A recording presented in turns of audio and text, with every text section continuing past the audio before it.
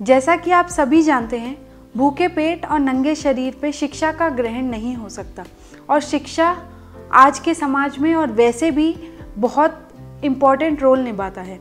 मेरा नाम डॉक्टर सुरभि जायसवाल है और मैं बिल्डिंग ड्रीम्स फाउंडेशन संस्था चलाती हूँ। हमारी संस्था को लगभग 8 साल हो गए हैं काम करते हुए और हमारी संस्था का बेसिकली मोटिव 3 चीज़ों पे काम करने के लिए है। बच्चों के लिए शिक्षा, सभी महिलाओं को, लेडीज़ को सशक्त बनाना और अपने पर्यावरण को स्वच्छ और साफ रखना। तो इन 3 मोटिव पे हम काम करते हैं, एडुकेशन, एम्पावरमेंट और एनवायरनमेंट पे। तो जब हम एडुकेशन की बात करते हैं, हमारा काम उन बच्चों तक, पहले हम उन बच्चों को प्रायोरिटी देते हैं जो बच्चे स्कूल से ड्रॉप आउट हो गए या आज तक स्कूल नहीं जा पाए या फिर ऐसे मलिन बस्तियों में रहते हैं जहाँ पर स्कूल तक जाने के लिए उनको फैसिलिटी नहीं मिल पा रही है। तो ऐसे बच्चों के साथ हम काम करते हैं। साथ ही में जो बच्चे चाइल्ड लेबर में इन्वॉल्व हैं, जो बच्चे रैग पिकिंग का काम करते हैं, जो बच्चे किसी न किसी तरह से अब्यूज़ में आ जाते हैं, तो इन बच्चों के साथ हम काम करते हैं। इन बच्चों को हम मॉर्निंग से इवनिंग तक क्लासेस देते हैं।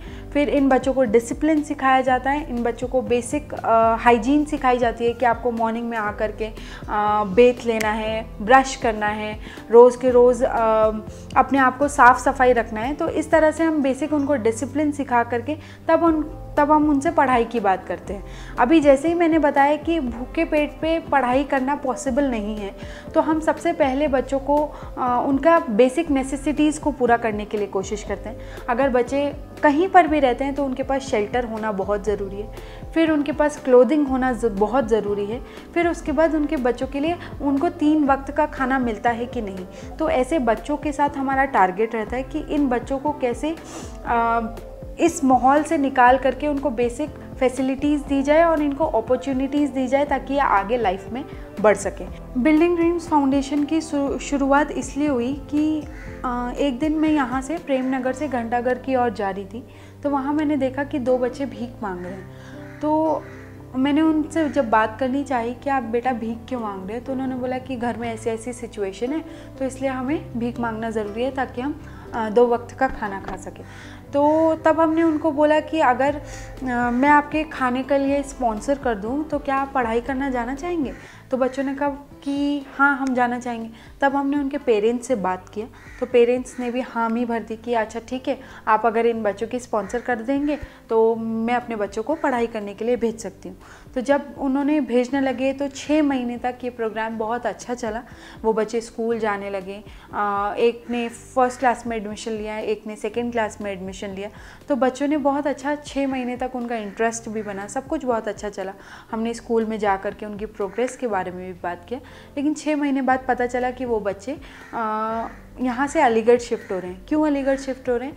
क्योंकि वो जो हम उनको स्पॉन्सर कर रहे थे शायद उनके लिए वो कम पड़ रहा था, तो उनको लगा कि शायद हम भीख से इससे ज़्यादा कमा सकते हैं जो कि हम उनको स्पॉन्सर कर रहे हैं। तब हमको समझ में आया कि जब 2 बच्चे के साथ हमने 6 महीने में इतना परिवर्तन देखा, तो ऐसे कितने और लाखों बच्चे हैं जिनको हमारी ज़रूरत है, जिसको ऐसे लोग नहीं मिल रहे जो उनको गाइड कर सके और उनको आगे पहुंचा सके।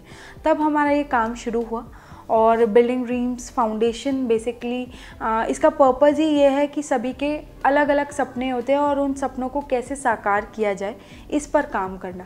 फिर जब हमारे पास बच्चे आने लगे तो इनको मॉर्निंग में क्लासेस दे के अप टू लेवल इनको तैयार कराना। अगर कोई बच्चे 14 साल का है तो उसे 14 साल तक में उसको क्या क्या आना चाहिए, क्योंकि जो बच्चे स्कूल नहीं गया उसके लिए 14 साल में नर्सरी से शुरू करना बहुत मुश्किल है।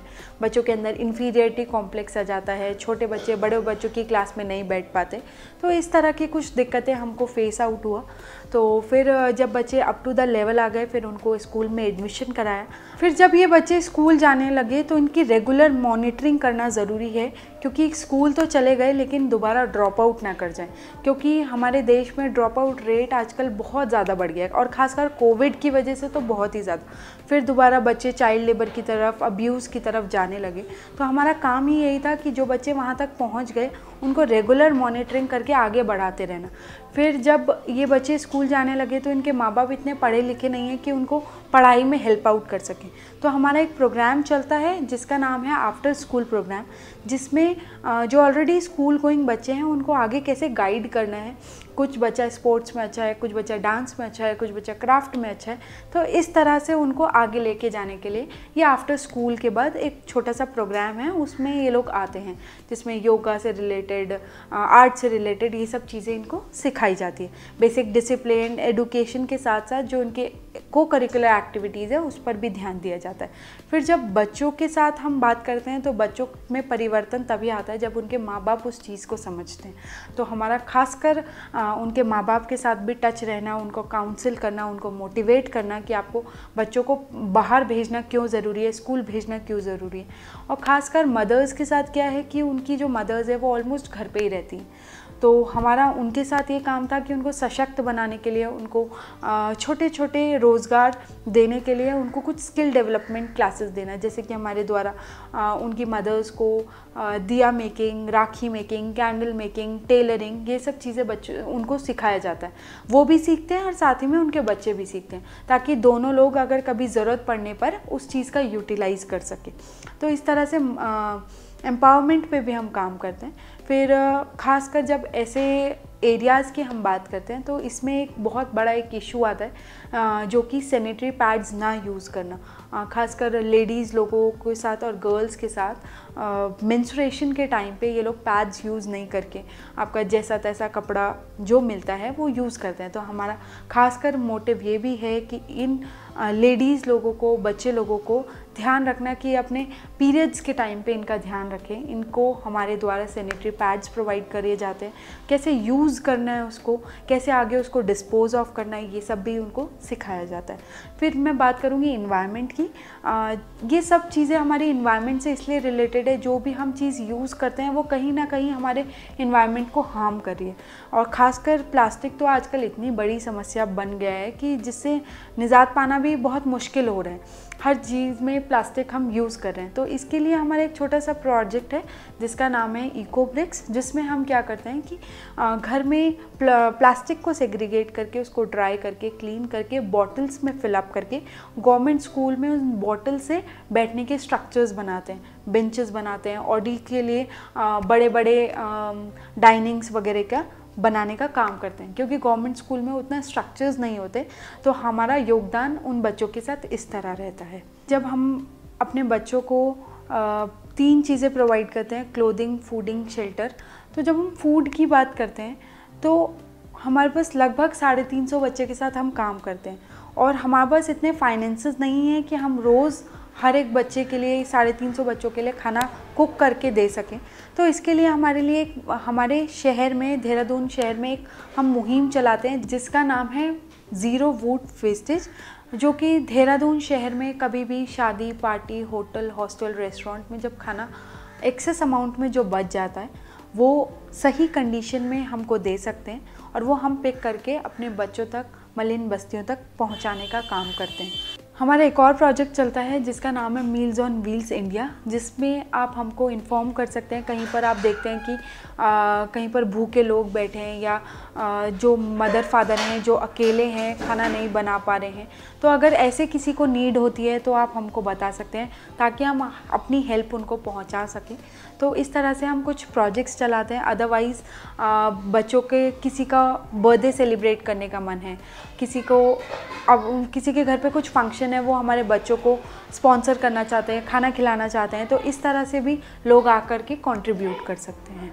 जो हमारा एडुकेशन का मोटिव है, एम्पावरमेंट का मोटिव है, या इन्वायरमेंट का मोटिव है, इससे रिलेटेड सिर्फ एक ही मोटिव है कि कैसे हम अपने सोसाइटी को आगे लेके जा सकें। हमारे जो रिचर और पुअर के बीच में ये जो गैप है, इसको कैसे फिल आउट किया जाए, हमारे बच्चों के अंदर और सभी के अंदर कैसे वो बदलाव लेके आया जाए, हम उस पर के काम करते हैं। और अभी हमारा मोटिव है, जिन बच्चों के साथ हम काम करते हैं ये बहुत जल्दी माइग्रेट होने के इनके चांसेस होते हैं। तो हमारी कोशिश है इन बच्चों के लिए एक ऐसा स्कूल बनाना जहाँ पर एज वाइज क्लासेस ना हो, जहाँ पर कोई भी पढ़ने आ सके। एक हैप्पी स्कूल नाम का हमारा एक कॉन्सेप्ट है, जिसमें ये बच्चे आकर के वहीं रहें जब तक वो रहना चाहते हैं, जब तक वो मतलब यहाँ से माइग्रेट होकर अपने काम की वजह से कहीं नहीं जाना चाहते, तो वो उस हैप्पी स्कूल में अपनी स्कूलिंग कंप्लीट करें। अगर वो बच्चा आगे कॉलेज में पढ़ना चाहता है तो आगे कॉलेज तक जाए। तो इसी तरह हमारे पास ऑलमोस्ट हम 21 बस्तियों में काम करते हैं। 21 बस्तियों में से कुछ बस्तियों में अभी ऐसे बच्चे हैं कि जो पहली बार अपने गांव से कॉलेज जा रहे हैं। तो ये हमने बच्चों के अंदर रिज़ल्ट देखा। जो बच्चे पहले पढ़ना नहीं चाहते थे, अब वो पढ़ने जाना चाहते हैं। जो बच्चा 5th तक ड्रॉप आउट हो गया था, आज वो 5th के बाद 8th तक पढ़ रहा है। तो हमने ये एक चीज़ महसूस किया कि जब किसी बच्चे के अंदर, किसी बड़े के अंदर अगर बदलाव तभी आता है जब हम उनके साथ रेगुलर काम करते हैं, रेगुलर मॉनिटर करते हैं, रेगुलर मोटिवेट उनको किया जाता है, तब जाके हम उनके अंदर बदलाव देख सकते हैं। एक दिन के काम करने से ज़्यादा बदलाव नहीं आता। शायद वो सोच सकते हैं, लेकिन उनको हमेशा गाइडेंस की ज़रूरत पड़ेगी।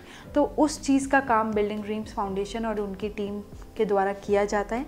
और आगे हमें एक ही सपोर्ट चाहिए कि हम देहरादून में एक हैप्पी स्कूल बनाना चाहते हैं, जहाँ पर लेडीज़ लोग जो शायद आज तक स्कूल नहीं भी गई, वो भी आकर के पढ़ सकें। और कोई एज गैप ना हो, शायद 14 साल का बच्चा नर्सरी क्लास में भी बैठ सके, और जो बच्चा पढ़ना नहीं चाहता शायद वो स्किल डेवलपमेंट क्लासेस में बैठ सके।